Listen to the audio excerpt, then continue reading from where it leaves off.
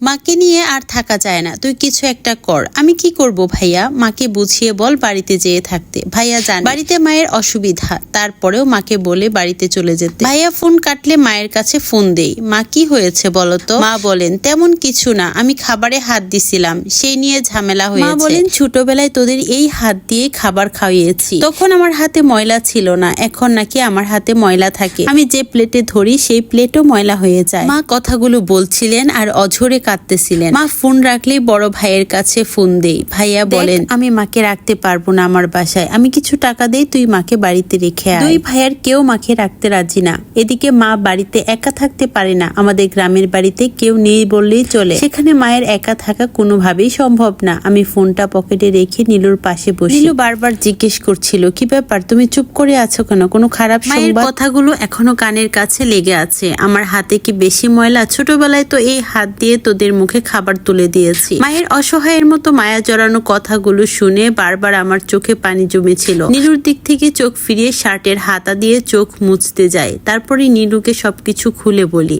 নীলু বলে একটা বুদ্ধি আছে, তুমি আন্টিকে এখানে নিয়ে এসো, আমার কাছে থাকবে।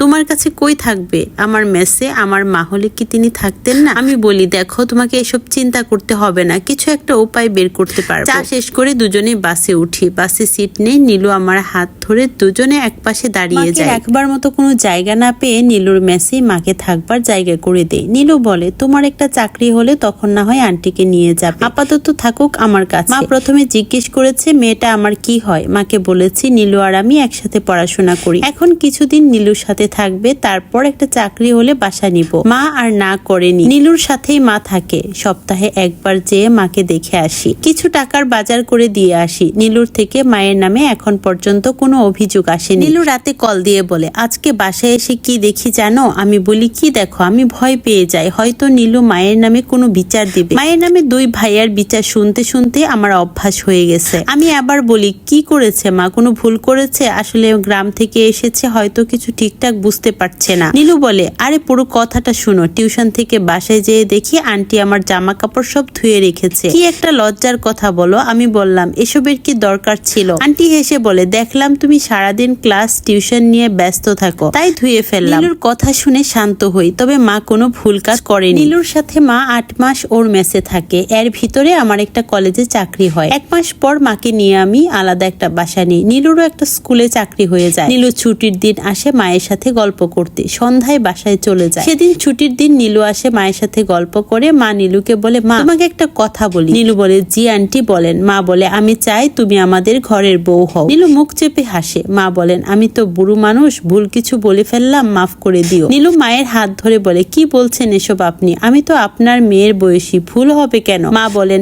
এখন বয়স হয়েছে মা, আমার দোষের কোনো শেষ নেই। নীলুর সাথে আমার বিয়ে হয়। নীলুর বাবা নেই, মা আছেন। মা থাকেন দেশের বাহিরে, সেখানে তারা আলাদা সংসার আছে। আমাদের বিয়েতে নীলুর মা আসতে পারেনি, তবে নীলুর সাথে কলে কথা হয়েছে। নীলু আর আমি একসাথেই থাকি মাকে নিয়ে। আমাদের ছোট্ট একটা ঘর, যে ঘরে 3 জন মানুষ। নীলুর এখন কষ্ট করে ছুটির দিন মায়ের কাছে আসতে হয় না। সেদিন অফিস থেকে এসেছি, তখনই দেখি বড় ভাইয়া এসেছে আমাদের বাসায়। মা বলেন জামাল এসেছে আমাকে নিতে। আমি বলি তোমার ইচ্ছে হলে যাবে, আমি কি বলবো? মা বলেন নিতে আসবার একটা কারণ আছে। মা বলেন তোর মামা কল দিয়েছে আজকে দুপুরে, আমার বাবার বাড়িতে একটা জমি ছিল না, সেই জমির পাশ দিয়ে এখন মহাসড়ক হবে। জমির দাম অনেক গুণ বেড়ে গেছে, প্রায় 1 কোটি টাকা হবে। মাকে ভাইয়ার বাসায় নিতে যাবার কারণ আজকে বুঝতে পারি। আমার বিয়েতে ভাইয়াকে অনেকবার আসতে বলেছি, তারপরেও আসেনি। এখন কয়েকদিন পরপরই আমার 2 ভাই আমার বাসায় আসে মাকে দেখতে, মায়ের জন্য ফল নিয়ে আসে। নীলু অবশ্য তাদেরকে দেখতে পারে না। মা আর আমি বিষয়টা সহজভাবে নিলেও নীলু সহজভাবে নেয় না। নীলু মাকে বলে দিয়েছে মা